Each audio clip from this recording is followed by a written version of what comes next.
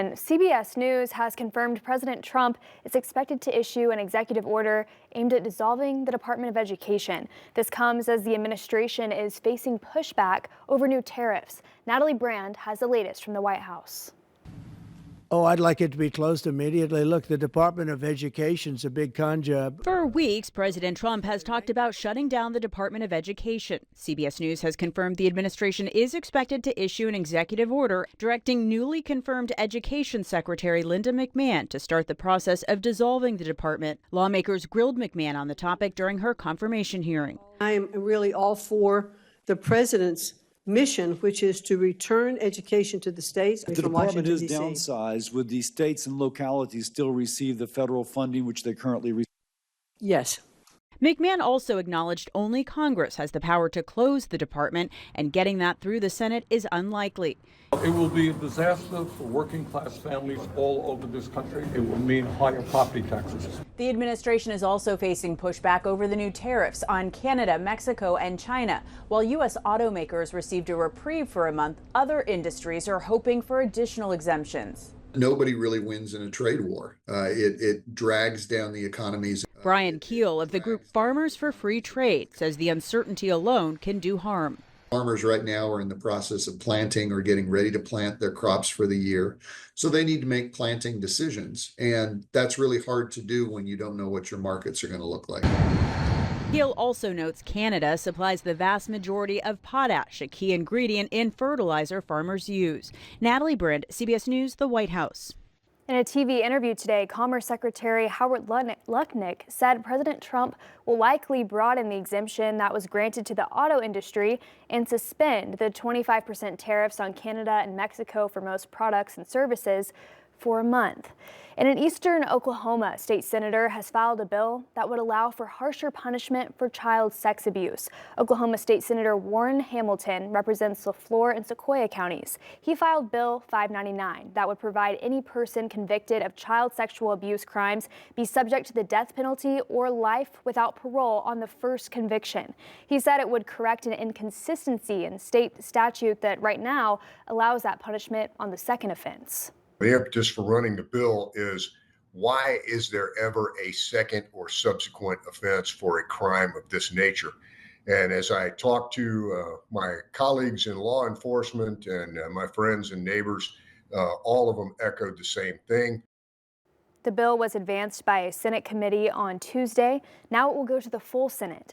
And Senator Hamilton says he also introduced a bill that raises the age of consent in Oklahoma from 16 to 18. He says it's another way to protect children in the state. The Arkansas House has passed a bill that would allow the use of nitrogen gas in executions. This now heads to the Senate Judiciary Committee. Right now, the state only uses lethal injection to execute inmates. Bill sponsors say this change is needed because of the very limited access to lethal injection drugs. But opponents say there's too much room for error and botched executions. Arkansas has 25 inmates on death row right now. If it passes in the Senate and signed into law, Arkansas would join 4 other states in allowing the use of nitrogen gas. And now to the debate over disposable vaping products in Arkansas. Lawmakers at the state capitol discussed a bill that would add new regulations for both consumers and manufacturers. It's already illegal in the state of Arkansas to have tobacco products on school property, but House Bill 1192 would impose stronger penalties and hold parents accountable if their children are continually caught with vapes or other tobacco products at school. The first offense would be $100, the second would be $500, and the third would be up to $1,000. Met with my schools every year, and I constantly hear time and time again about the issues of vape. In this, though, we're fining them for things that they may not even realize their kids are doing. So that part of it kind of bothers me a whole lot. The bill failed to get through the committee on Wednesday. The sponsor says they plan to reintroduce it with changes before the end of the legislative session. And with the spring forward this weekend, lawmakers are also taking up a bill that would change how the state handles the annual time change. House Bill 1069 would keep the state on standard time year-round, eliminating daylight saving time. And as we said, between Saturday night and Sunday morning, that's when the time change happens. Spring is when we lose an hour of sleep, but we will be gaining more sunlight in the evenings. Well, a former doctor who practiced in Cave Springs has pleaded guilty to harassing his patients. Adam Moss will receive a year of probation as part of the plea deal. Both charges are misdemeanors and will also require him to surrender his Arkansas medical license and not seek a new one in any other jurisdiction. Moss was facing sexual assault charges in Benton County as well, but those were dropped last week due to evidentiary issues. He's also named in a medical malpractice lawsuit in Benton County. That trial is scheduled to begin in October. And meanwhile, a former psychiatrist accused of Medicaid fraud is waiting on a judge's response after requesting a new trial date. Brian Hyatt, the former director of Northwest Medical's Behavioral Health Unit and a former member of the Arkansas State Medical Board, was set to appear before a judge next week, and his trial was set to start on April 9th. However, Hyatt's legal counsel filed a motion to delay, asking the court reschedule the hearing and trial for later dates. And yet another U.S. state is reporting its first case of measles this year.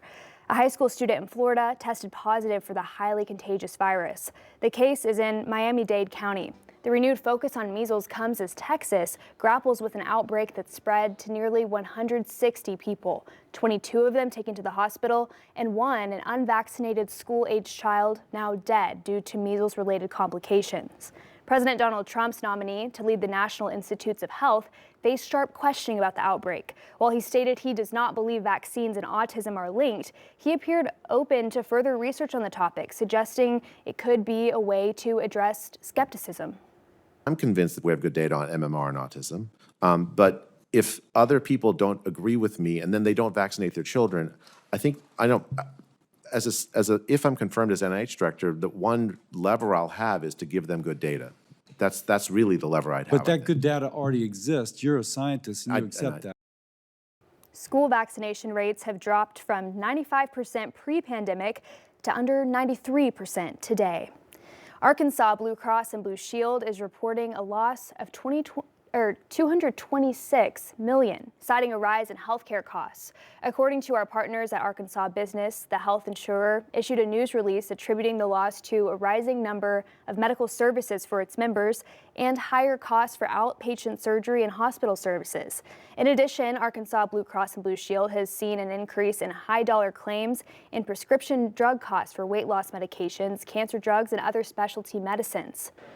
And Arkansas saw a jump in tax revenue last month, up 18.7% compared to February of last year. It also beat the state's forecast by 20%. The boost came from higher than expected collections in individual income tax and sales tax. A big factor was extra paydays that increased withholding collections, helping drive a general revenue surplus.